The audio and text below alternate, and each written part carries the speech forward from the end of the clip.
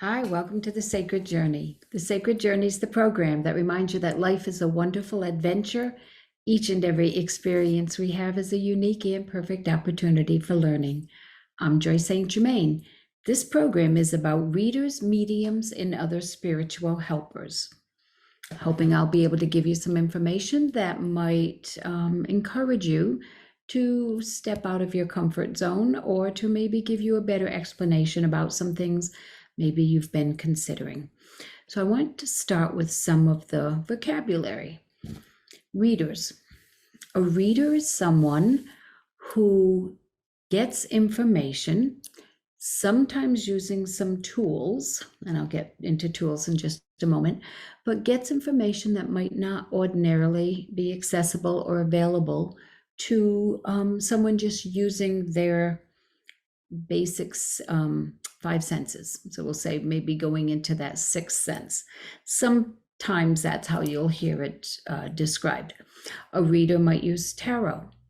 A reader might use astrology, numerology, palmistry, psychometry. Am I forgetting anything else? Reading tea leaves. Sometimes just getting intuitive information by tapping into what's called the collective consciousness, also known as the collective unconscious. So I'm going to backtrack a little bit and explain those things just a little bit more. Palmistry, as you've probably seen me presenting many shows on palmistry, is the art and science of reading the lines, the shape, the markings of the hands. Now, some people will say, well, how could that be helpful? Well, it can be helpful because information shows up in your hands that you might not yet be aware of. And without getting into too much in depth, there is one hand. If you're right-handed, your left hand is what you had planned before you were born, literally in utero. And I'm being very general. There are some exceptions, okay? And your right hand is what you're actually living, the path that you're actually creating and working with. A left-handed person, it's not an automatic switch. So if you go to a palm reader, they may ask what's your dominant hand. So you could let them know. Another thing to keep in mind, if you during your childhood had tried to be left-handed and the adults around you had encouraged you to be right-handed because it's easier, because a lot of tools and scissors and things are made for right-handed people, you might be a natural lefty. So what I do, and what other palm readers might do, is I will find some identifying features or characteristics in both of your hands. And then I will ask you which one is more aligned with your personality, or which one shows some events from the past that you have experienced. And that would tell me which is the hand of your original intent and which is the hand that you're actually having as your reality. Tarot readers read tarot cards, and that's a pretty old art. And there are particular cards with particular interpretations and meanings. And most tarot readers also add their intuitive take on things. It's not just, I've memorized what these cards mean, and that's what this is all about. Astrology is about working with planetary alignments and the moons and exact time of when you were born, exact location, exact time. There's a lot of science to it, but there's also, I believe, a component that's very intuitive to it.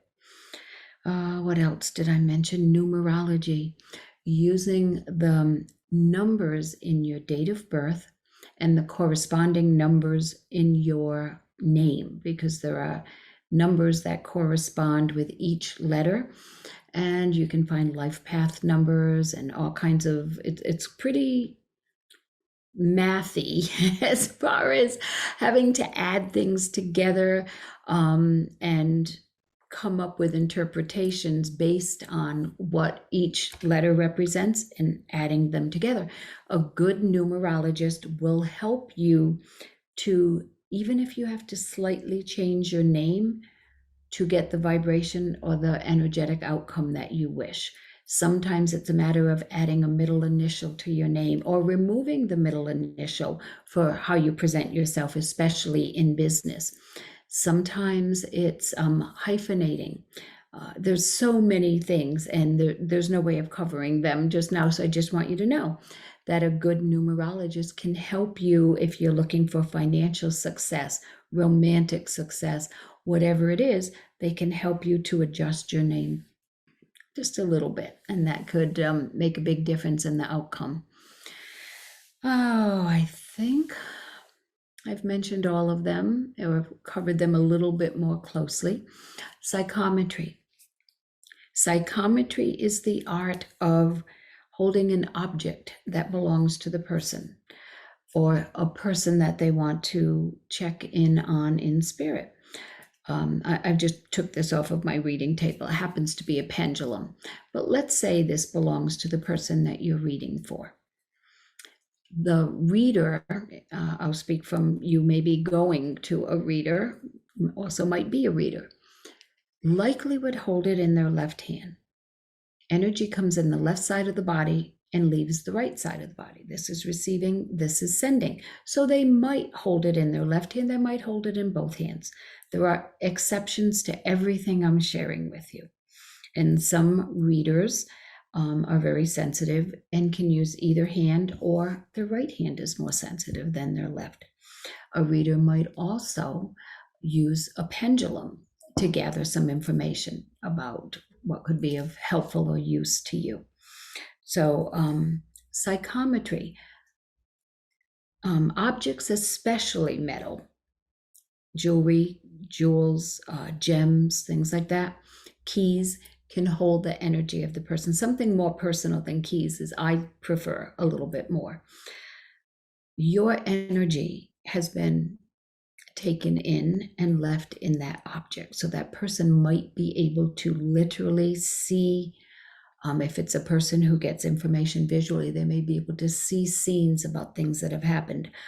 If I'm handed a ring or something that someone bought at an estate sale, or if it was something from a relative, you might get the information about the person who originally owned it, maybe even the craftsman or the jeweler that created it.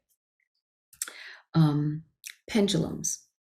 A reader might take a pendulum and ask for a response by measuring the energy of what it is that's going on. When I say measuring the energy, it could be to measure to see if it's an affirmative answer or a negative answer, or you can get some real detail with pendulums, such as should this family have the best outcome by putting their house on the market in, and I'll just give you an example, 1 month, and this is just a kind of a mock thing, 2 months, 3 months, and you can see I'm getting a response for 3 months. Now I would have already established what a yes answer is. So I just want you to know, a reader might use a pendulum. They might even have a chart and have the pendulum line up with the different things that are written on the chart. Mediums. This, I think, is the greatest misunderstanding about readers and mediums. They're the same, okay? A medium is anyone who channels energy, anyone who gets information by allowing it to come to them, into them, or through them. It has really been changed, the meaning of it, by some people thinking or claiming that only mediums can talk to deceased people or people in spirit. That is not true. But that said, some people choose to identify themselves that way, and that's certainly within their rights. But the true meaning of medium, every reader is a medium because every reader is using their intuition. Every reader is taking in information that is coming from a source greater than them. You could feel that or they might claim, and it would be true, that they're tapping into this universal consciousness to get information of help and use to you. And by the way, I start every reading by asking that I am only given information that's appropriate and for the highest good. Some questions I never answer, other readers might. I never answer if someone is cheating on someone else. And the reason for that is I could be picking up information that was only a thought. I could be picking up the client's fears that their partner is cheating on them, and it could have manifested with such a realistic feel that it could be misidentified as having really happened. Can you imagine the harm you could do to a relationship by making a claim like, yes, your spouse, your partner, your wife, husband, girlfriend, boyfriend is cheating on you, and it wasn't true? That would be horrible. I think that's unethical. Okay, so that's one of the questions I don't answer. Another question I won't answer: when am I going to die? And if I do, it might be a funny answer like, when you choose to, when you and God agree to, when you have made your decision to, because that is way too personal. And again, can you imagine telling someone, oh, bad news, you're going to die next Thursday at 2:00 in the afternoon? Well, what if that wasn't their plan, but now you've made it so that they believe you because you've always done accurate readings for them, or you told them other things that were so accurate, this must be true? They could actually create that as their reality, even if it weren't their original intention. So that is not an ethical thing to answer. Once in a while, someone will ask me a question about an ill loved one and ask me, when do I think that they're going to pass on? Again, I don't want to answer that, but if I get a feeling by asking, remember I said I start by saying I only want information, or I'll only be receptive to information that's appropriate and for the highest good. And if I see that they are nearing their transition, I might just say something gentle like, I am sure your mom would really welcome a visit from you now. I might say it as, especially if they're estranged, they might find a lot of joy in reconnecting with you. And I've often said to people, your mom would be so receptive, or in this particular case, it was mom would be so receptive to hearing from you. Oh, but I haven't seen her in 7 years, or I haven't even talked. I think if you were to reach out to her, she might be very welcoming. Well, that person later called me and said, I did that. I called her on my way home. I stopped by to see her. We had a wonderful visit. All the bygones were bygones. It felt like there had never been conflict between us. I felt like a little child again in my mom's care. It was so wonderful to see her. And by the way, she passed away a couple days later. Did you know that was going to happen? And that put me in an awkward position, because if I say, yes, I knew, they might have said, why didn't you tell me? If I say, no, I didn't know, then they would say, well, how good of a reader are you? And I said, I just knew that she would be very, very receptive to uniting with her. And I'm so glad that you reached out to her and that she was happy to hear from you. Okay, mediumship. Getting back to, oh, by the way, let me back up a little bit. I'm always backing up, right? Another thing I'm very cautious and careful about, and I think all readers and mediums should be, if you are not a medical professional, do not diagnose a medical illness. So if you are going for a reading and someone starts diagnosing you medically, I hope they told you, I am not a medical professional. I'm not giving you a diagnosis. I am just saying, and let them say what they have to say. I'm just noticing that when I see your energy and I think of certain food products or food ingredients or items, I see a darkening of your energy, or I see a brightening of your energy. If they're kind of delicate about things like that, then you might be able to use some of that information wisely. If you're saying, I think I have food allergies and I'm just not sure, never, ever, ever does anything a reader or a medium or other spiritual helper say or do take the place of common sense and sound medical advice from people you trust. I have had people ask me about medical professionals. Is this doctor or surgeon a good fit for me? I will tell them what I sense, but I always stress you have to use your own common sense and even your own intuition. I might even, in their presence, use a pendulum to check out the, let's say, 3 surgeons or 3 therapists or whatever that they've asked about. I might do that and say, okay, you can see this one seemed to have a lot more energy, more in alignment than these two. Make your decisions based on that, along with everything else you know. Do your research, find out what their reputation is. Are they highly rated? Do you know someone who has gone to them? Okay, add that piece, the common sense piece. Talking to loved ones in spirit. Some people again say only mediums do that. We're all mediums if we're doing this work, all mediums, okay? Now, when I'm doing a reading, I invite loved ones from spirit to make their presence known if they would like, or to give a message. Well, tell my mom this, or my uncle this, or my father, or my grandfather. When you tell them, they hear you. The difference is you don't believe it. Know that nobody has a fast track to spirit. We might be better at getting messages from spirit, but we're no better at getting or giving messages to spirit. So, if you want a message from spirit, I do not promise I can get a message from a loved one. I can only promise that I can make sure that they are safely at the level of consciousness that they need to be at to not be in danger. That's what I said, safely. They have found their way to the light. I can't promise I'll get a message from them. I can only promise to be receptive. It's not up to us on the physical planes if someone wants to give a message or not.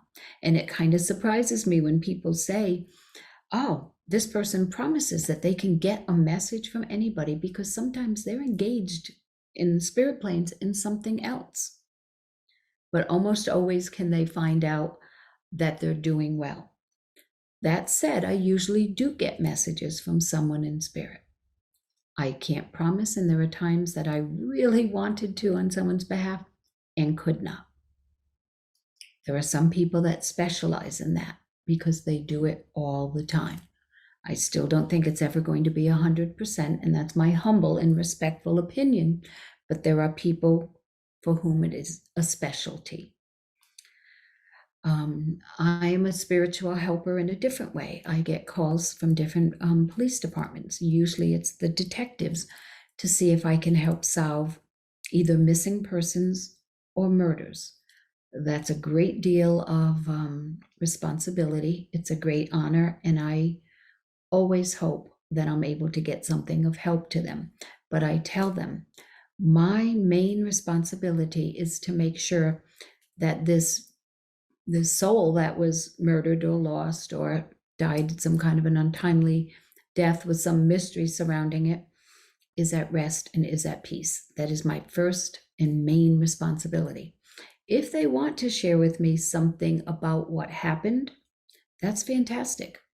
If they choose not to, I can't and won't do anything about it.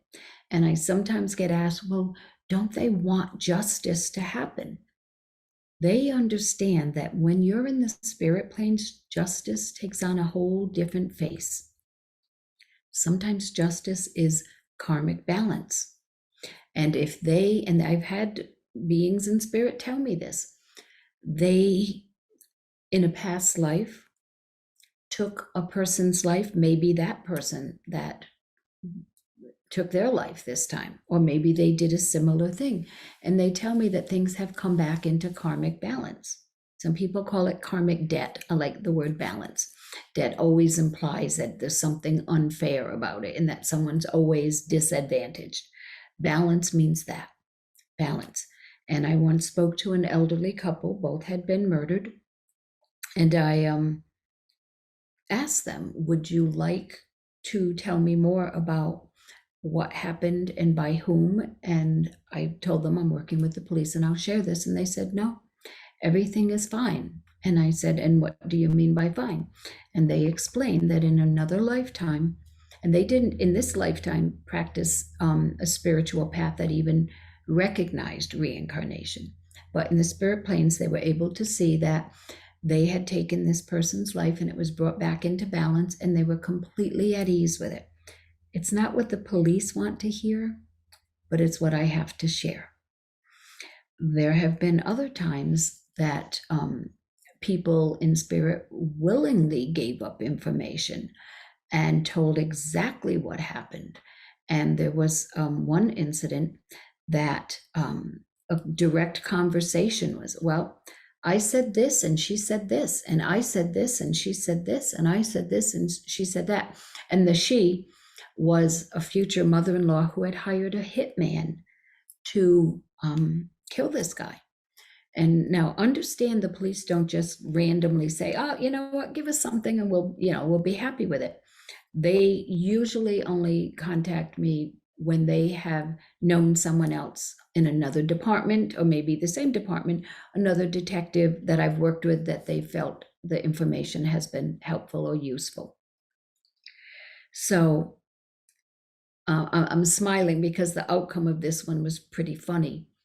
They were able to go to this woman, and this was an out-of-state case, by the way. They were able to go to this woman and say, well, we have someone who heard you say this. He said this, and you said this, and he said this, and you said this. And she confessed. I don't think it can get much better than that as far as an outcome from that. Now, there are people that would say, what you did was mediumship. Yeah, but it's also mediumship when I use a pendulum or psychometry, or just intuitively receive information on someone's behalf. Again, it's all semantics, all mediumship. Never, and I'm going to use the never, ever, ever, because I really mean it when I say that, should you go to any kind of reader or medium, have them set one fee and then charge you something else. Never. Okay? I don't care if the session goes longer than you agreed to. I don't care if they had to do more work than they thought they were going to have to do the work.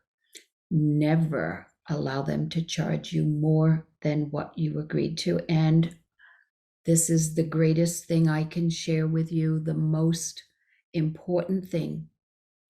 Never let anyone intimidate you by telling you you have a curse, you have a bad spirit, you have a streak of bad luck, you have a black cloud, you have all kinds of awful things attached, but they're the only ones that can remove them, and it will only cost you X number of dollars. Please don't get into that. People have been taken for hundreds, and I know they've called me, hundreds of thousands of dollars, and are too embarrassed to go to the police.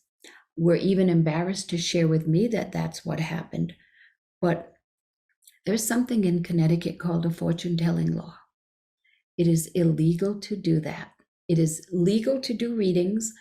I'm considered a spiritual counselor. I've been in training for 30-something years to do this. I have a code of ethics that I adhere to and I follow. And one of the most important things is, if we've agreed to this price, that's it. If I felt more work was to be done because I couldn't complete it, I would do it at no charge.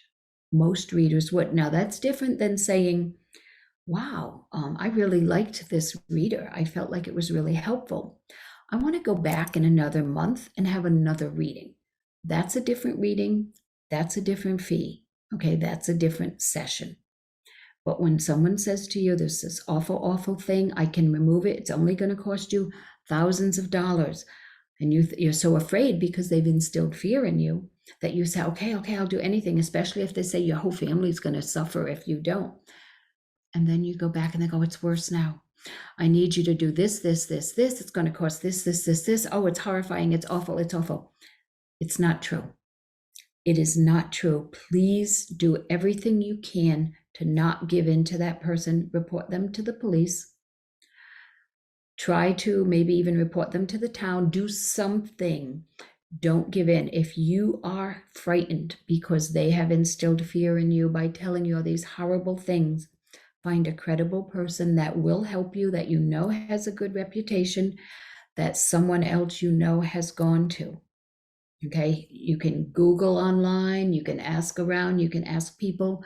There are many ways to find out, but don't ever fall for that. And again, it's horrifying that some people have lost, and I know some of these people, life savings, and too embarrassed to report them. And I think these charlatans count on that.